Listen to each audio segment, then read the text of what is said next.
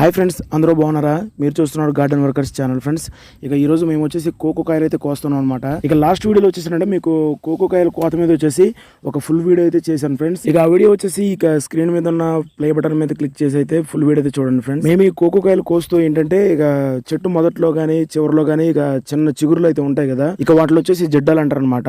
ఇక ఆ జిడ్డలను వచ్చేసి ఏంటంటే మేము ఇక కోకో కాయలు కోస్తూ అవి ఉంటాయి అనమాట కొన్ని కొన్ని చోట్ల వచ్చేసి. ఇక అవి వాటిని తీసేసుకుంటూ అయితే మేము కోకో కాయలు అయితే కోస్తున్నాం.